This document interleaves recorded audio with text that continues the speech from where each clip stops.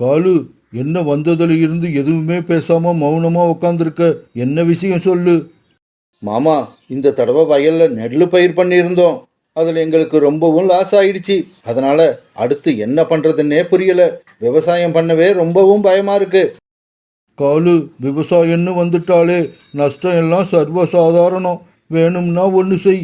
இப்போ உள்ள கிளைமேட்டுக்கு ஏற்ற மாதிரி சோளம் விவசாயம் பண்ணு. உனக்கு போன தடவை உண்டான லாஸையும் சேர்த்து இந்த தடவை சம்பாதிச்சிடலாம். மாமா, உண்மையாவா சொல்றீங்க? அந்த அளவுக்கு சோளப்பயிர்ல லாபம் வருமா? இங்க பாரு காலு, சோளத்தை விவசாயம் பண்ணுனா பயிரும் நல்லா விளையும். மார்க்கெட்ல இப்ப சோளத்துக்கு நல்ல கிராக்கி இருக்கு. அதனால நிறைய பணமும் கிடைக்கும். ரொம்ப நன்றி மாமா, ரொம்பவும் நன்றி. அடுத்து என்ன பண்றதுன்னு தெரியாம திகச்சு போயிருந்த எங்களுக்கு நீங்க ஒரு நல்ல வழி காட்டிட்டீங்க. இப்படி சொன்ன காலுக்காகவும் உடனே அங்கிருந்து கிளம்பி தன்னோட வீட்டுக்கு பறந்து போச்சு. காலுஜி, மாமாவை பாத்தீங்களா? ஏதாவது ஐடியா சொன்னாரா? கோரி, இந்த தடவை நாம சோளம் பயிர் பண்ண போறோம். மார்க்கெட்ல சோளம் நல்ல விலைக்கு போய்கிட்டு இருக்கான். சோளத்தை பயிர் பண்ணுனா நாமளும் நிறைய லாபம் சம்பாதிக்கலாம். காலுஜி, நீங்க வயல்ல எந்த பயிர் பண்ணனாலும் சரி, அதுக்கு தண்ணி ஊத்தணும், களை எடுக்கணும், அப்புறம் ஏகப்பட்ட வேலைகள் பார்க்கணும். அதெல்லாம் என்னால முடியாது. உங்களால தனியா வேலை செய்ய முடிஞ்சா எந்த பயிரை வேணாலும் விவசாயம் பண்ணுங்க. கோரி, நீயே இப்படி பேசினா எப்படி? நம்ம வயல்ல நீயே வேலை செய்ய மாட்டேன்னு சொன்னா வேற யார் வந்து வேலை செய்வா? காலுஜி, எனக்கு ஒரு ஐடியா தோணுது. சோனா குருவி இப்ப மத்தவங்க வயல்ல கூலிக்கு தான் வேலை செய்யுது. பேசாம அதை நம்ம கூட பார்ட்னரா சேர்த்துப்போம். வர்ற லாபத்துல ஆளுக்கு பாதின்னு சொல்லுவோம். அது கண்டிப்பா ஒத்துக்கிட்டு நம்ம வயல்ல வேலை செய்ய வரும். கோரி, விளைச்சல்ல பாதிய சோனா கிட்ட கொடுத்துட்டா மீதியை வச்சுக்கிட்டு நாம என்ன பண்றது? காலுஜி, நாம நம்ம வயல்ல வேலை பார்க்க போறதும் இல்ல, வயல்ல வேலை பார்க்க போற சோனாவுக்கு பாதி பங்கு கொடுக்க போறதும் இல்ல. அதாவது வயல்ல நாம வேலை பார்க்குற நேரம் வந்தா ஏதாவது சாக்கு போக்கு சொல்லி எஸ்கேப் ஆயிடுவோம். அப்படி நாம போயிட்டா சோனா குருவியே எல்லா வேலையும் செஞ்சிடும். அறுவடை நேரம் வர்றப்ப புத்திசாலித்தனமா ஏதாவது செஞ்சு சோனா குருவியை ஏமாத்திட்டு முழு விளைச்சலையும் நாமளே எடுத்துப்போம். இப்படி பேசிக்கிட்ட காலுக்காகவும் கோரிக்காகவும் பிறகு சோனா குருவி வீட்டை நோக்கி பறந்து போனாங்க. சோனா, வயல்ல இப்படி எல்லாரும் சேர்ந்து வேலை செஞ்சா நல்ல விளைச்சல் வரும். பிறகு அந்த விளைச்சலையும் நாம ஆளுக்கு பாதியா ஷேர் பண்ணிப்போம். காலண்ணா, வயல்ல எல்லா வேலையும் நானும் என் பொண்ணு பியூட்டியுமே செய்ய முடியாது. நீங்களும் சேர்ந்து வேலை செய்யற மாதிரி இருக்கும். சோனா, அதை தான் நாங்க ஏற்கனவே சொல்லிட்டோமே. நாம 4 பேரும் வயல்ல ஒன்னா வேலை செய்வோம். பிறகு கிடைக்கிற லாபத்தை ஆளுக்கு பாதியா எடுத்துப்போம். பிறகு மறுநாள் வயல்ல எல்லாரும் வேலை செய்ய ஆரம்பிச்சாங்க. காலண்ணா, எங்க கோரி அக்காவை காணோம்? சோனா, கோரி அக்காவுக்கு வீட்டுல கொஞ்சம் வேலை இருக்கு. அதை முடிச்சிட்டு இதோ இப்ப வந்துருவா. வா, நாம வேலை செய்ய ஆரம்பிப்போம். சோனா, இன்னைக்கு சாயங்காலத்துக்குள்ள இந்த சோள விதைகளை நாம வயல் பூரா விதைச்சாகணும். காலுக்காக இப்படி சொல்லிட்டு இருக்கும் போதே கோரிக்காக அங்க அவசரமா பறந்து வந்தது. காலுஜி, எங்க அம்மாவுக்கு உடம்பு சரியில்லையாம். பக்கத்து காட்டுல இருந்து இப்பதான் செய்தி வந்தது. இன்னைக்கு நமக்கு வயல்ல வேற வேலை இருக்கு. என்ன பண்றதுன்னே தெரியல. கோரி, இன்னைக்கு தான் நாம வயல்ல விதைக்க ஆரம்பிக்க போறோம். இன்னைக்கே நாம வயல்ல வேலை செய்யாம உங்க அம்மாவை பார்க்க போனா சோனா குருவி நம்மளை பத்தி தப்பா நினைக்கும். அதனால இன்னைக்கு சாயங்காலம் வரைக்கும் வயல்ல வேலை செஞ்சுட்டு அதுக்கப்புறம் உங்க அம்மாவை பார்க்க போவோம். இவங்க இப்படி பேசிக்கிறத கேட்ட சோனா குருவி காகங்கள் மேல ரொம்பவும் இறக்கப்பட்டது. காலண்ணா, நீங்க கோரியக்காவை அழைச்சிட்டு அவங்க அம்மாவை போய் பாருங்க. வயல் வேலைய பத்தி கவலைப்படாதீங்க. நானும் பியூட்டியும் சேர்ந்து இன்னைக்கு சாயங்காலத்துக்குள்ள விதைச்சு முடிச்சிடுறோம். சோனா, உனக்கு ரொம்பவும் நன்றி சோனா. இக்கட்டான சமயத்துல எங்களுக்கு நீ உதவி பண்ற. இத நாங்க மறக்கவே மாட்டோம். என்னங்க, சோனா சொன்னது காதுல விழல? சீக்கிரம் வாங்க, எங்க அம்மாவுக்கு என்னாச்சுன்னு தெரியல.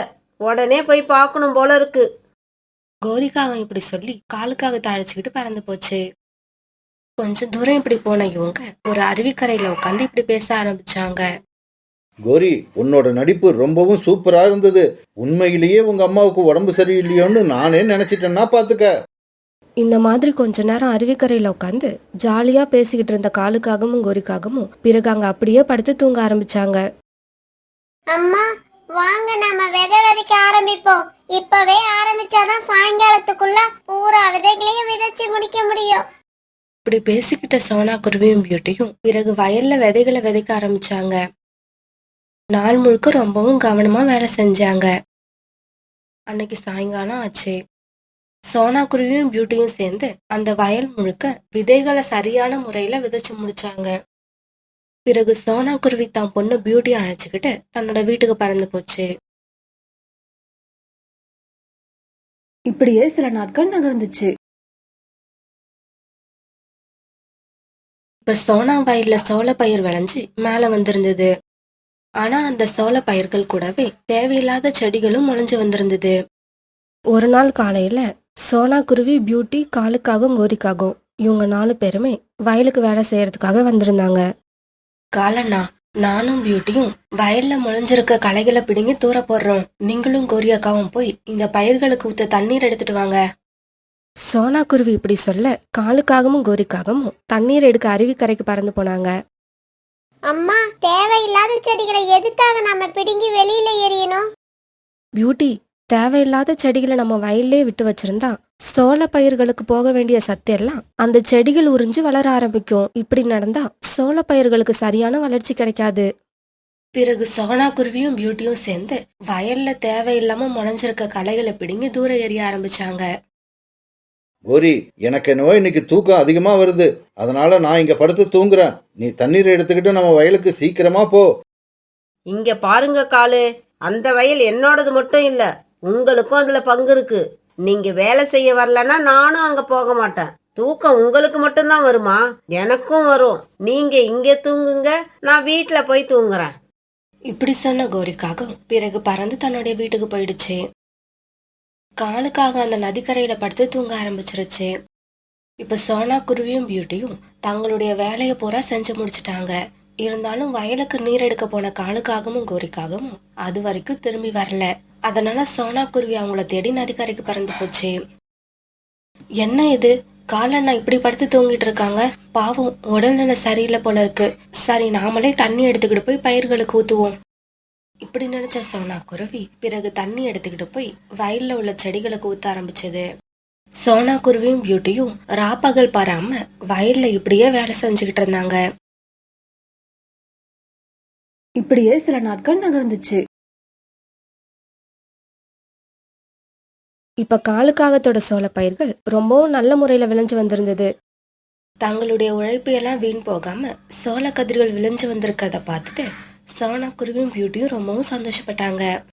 அம்மா, வயல்ல நம்ம செய்ய வேண்டிய வேலை இன்னும் ஏதாவது பாக்கி இருக்கா? இல்ல பியூட்டி, இதுக்கப்புறம் நம்ம வயல்ல எந்த வேலையும் செய்ய தேவையில்ல. இன்னும் 2-3 நாட்கள் கழிச்சு சோள கதிர்களை நாம இந்த செடிகள்ல இருந்து எடுத்துடலாம். இவங்க இப்படி பேசிக்கிட்டு இருக்கும்போது காலுக்காகவும் கோரிக்காகவும் அங்க வந்தாங்க. சோனா, நம்மளோட வயல் இப்ப அறுவடைக்கு தயாராயிடுச்சுன்னு நினைக்கிறேன், அப்படிதானே? ஆமா கோரியக்கா, இன்னும் 2-3 நாட்கள்ல நாம அறுவடை பண்ணிடலாம். காலுஜி, இந்த தடவை நம்மளோட பங்கை வித்து எனக்கு தங்கத்துல வளையல் எடுத்து கொடுக்கணும். இப்படி கொஞ்ச நேரம் காகங்களும் சோனா குருவியும் பேசினதுக்கு அப்புறம் சோனா குருவி தான் பொண்ணு பியூட்டி அழைச்சுக்கிட்டு அங்கிருந்து கிளம்பி தன்னோட வீட்டுக்கு பறந்து போச்சு. என்ன கோரி, தோளமும் நல்லா விளைஞ்சி அறுவடைக்கு தயாராயிடுச்சு. இப்ப என்ன யோசனை பண்ணியிருக்க? சோனா குருவிக்கு பாதி பங்கு கொடுக்க போறோமா இல்லையா? காலுஜி, சோனா குருவிக்கு பாதி பங்கு அப்படிங்கிற பேச்சுக்கே இடம் இல்ல. நாம என்ன செஞ்சா முழு பங்கும் நமக்கு வரும்னு நான் யோசிச்சு வச்சுட்டேன். அப்படியா? அது என்ன ஐடியா கோரி? எனக்கும் சொல்லு. உங்களுக்கு அந்த ஐடியாவை இப்ப தனியா சொல்ல முடியாது. நாளைக்கு காலையில சோனா குருவி வீட்டுக்கு போய் சொல்லுவ. அப்ப நீங்களும் கேட்டுக்குங்க. மறுநாள் பொழுது விடிஞ்சிச்சு. கோரிக்காகம் காலுக்காக தழைச்சுக்கிட்டு சோனா குருவி வீட்டுக்கு பறந்து போச்சு. சோனா, இன்னைக்கு காலையில பக்கத்து காட்டுல இருக்க என்னோட தோழி என் வீட்டுக்கு வந்திருந்தா. பக்கத்து காட்டுல ஒரு வயசான குருவிக்கு உடல்நிலை ரொம்ப மோசமா இருக்கான். அப்புறம் அந்த குருவியோட பொண்ணு நம்ம காட்டுல வசிக்கிறதா என்கிட்ட சொல்லிட்டு போயிட்டா. ஆனா அந்த குருவியோட பேரு என்னன்னு தான் என்கிட்ட சொல்லல. கோரியக்கா, அப்படின்னா அது என்னோட அம்மாவா தான் இருக்கும். ஏன்னா அவங்க ஏற்கனவே கொஞ்சம் உடல்நிலை சரியில்லாம தான் இருந்தாங்க. இங்க இப்ப அறுவடை வேலை செஞ்சே ஆகணும். எனக்கு என்ன பண்றதுன்னு புரியல. சோனா, அறுவடை பண்றத பத்தி நீ கவலைப்படாத. 2 நாளோ 3 நாளோ நீ திரும்பி வர வரைக்கும் நானும் காலுஜியும் உனக்காக வெயிட் பண்றோம். நீ வந்ததுக்கு அப்புறம் அறுவடை பண்ணிக்கலாம். அப்பதான் ஆளுக்கு பாதியா சரியா பிரிச்சு எடுத்துக்க முடியும். கோரிக்காகம் இப்படி சொன்னதை கேட்டு சோனா குருவி தன்னுடைய பொண்ணு பியூட்டி அழைச்சுக்கிட்டு பக்கத்து காட்டுல இருக்கிற தன்னோட அம்மாவை பார்க்க பறந்து போச்சு. காலுஜி, இப்ப சோனா குருவி பக்கத்து காட்டுக்கு பறந்து போயிடுச்சு. நாம இப்ப அறுவடைய ஆரம்பிக்கலாம். கோரி, நாம பகல்ல அறுவடை பண்ணுனா நாம தான் அறுவடை பண்றோங்கிற விஷயம் எல்லாருக்கும் தெரிஞ்சிடும். அதனால ராத்திரியில அறுவடை பண்ணுவோம். அறுவடை பண்ற நேரத்துக்கு ஆந்தைய வர சொல்லி சோளக்கதிர்களை அந்த ஆந்தைகிட்ட வித்து ராத்திரியே பணமாக்கிடுவோம். இப்படி பேசிக்கிட்ட காலுக்காகவும் கோரிக்காகவும் பிறகு அங்கிருந்து பறந்து போனாங்க. பிறகு ராத்திரி ஆச்சு. அன்னைக்கு ராத்திரி கோரிக்காகவும் காலுக்காகவும் தங்களுடைய வயலுக்கு வந்தாங்க. அவசர அவசரமா தங்களோட வயல்ல இருந்த பூரா சோள கதிர்களையும் உடைச்சு எடுத்தாங்க. இப்படி உடைச்சு எடுத்த சோள கதிர்களை பிறகு 2 சாக்கு மூட்டைகளை வச்சு கட்டினாங்க. காலுஜி, இந்த சோள கதிர்களை வாங்க ஆந்த வரும்னு சொன்னீங்க. ஆனா அப்படி யாரும் இன்னும் வரல. கோரிக்காக அப்படி சொல்லிட்டு இருக்கும் போது ஒரு ஆந்தை அங்க பறந்து வந்தது. காலே, ஒரு முக்கியமான விஷயம். இப்ப இந்த சோள கதிர்களை வாங்க என்கிட்ட பணம் இல்ல. இப்ப என்கிட்ட இந்த சோள கதிர்களை கொடுத்தீங்கன்னா மார்க்கெட்ல நாளைக்கு காலையில கொண்டு போய் வித்துட்டு மதியம் 1 மணிக்குள்ள பணத்தை எடுத்துக்கிட்டு வந்து உங்க வீட்டுல கொடுத்துட்றேன். அந்த ஆந்தை இப்படி சொன்னதை கேட்ட காலுக்காக யோசிக்க ஆரம்பிச்சது. காலுஜி, என்ன யோசிக்கிறீங்க? ஏற்கனவே லேட் ஆயிடுச்சு. இந்த சோள கதிர்களை ஆந்த கிட்ட கொடுத்து விடுங்க. இங்க பாருப்பா, நாளைக்கு மத்தியானம் 1 மணிக்குள்ள பணம் எங்க கைக்கு வந்துடணும். கோரி அக்கா, நீங்க கவலைப்படாதீங்க. மதியம் 1 மணிக்குள்ள பணம் உங்க வீட வந்து சேரும். இப்படி சொன்ன ஆந்தை பிறகு அந்த மூட்டைகளை தூக்கிட்டு பறந்து போச்சு. ஆந்த தம்பி, இந்த சோள கதிர்கள் ரொம்பவும் நல்ல முறையில விளைஞ்சிருக்கு. அதனால எப்பவும் கொடுக்கறத விட இந்த தடவை உனக்கு பணமும் அதிகமா கொடுப்பேன். இவ்வளவு அருமையான சோள கதிர்கள் உனக்கு எங்க இருந்து கிடைச்சது? நம்ம காட்டுல இருக்கிற காலுக்காகத்தோட வயல்ல இருந்துதான் நேத்து ராத்திரி இந்த சோள கதிர்களை வாங்கிட்டு வந்தேன். அப்படின்னா இதுல சோனா குருவிக்கும் பங்கு இருக்கணுமே. எதனால காகங்கள் தங்களோட வயல்ல ராத்திரியில அறுவடை பண்றாங்க? இது என்னவோ எனக்கு சரியா படல. புறாண்ணா, அத பத்தி எனக்கு எதுவும் தெரியாது. நீங்க இந்த சோளத்துக்கு எவ்வளவு பணம் கொடுப்பீங்களோ அதை கொடுங்க. அதுல என்னோட கமிஷனை எடுத்துக்கிட்டு மீதி பணத்தை கொண்டு போய் மதியம் 1 மணிக்குள்ள அந்த காகங்கள் கிட்ட கொடுத்தாகணும்.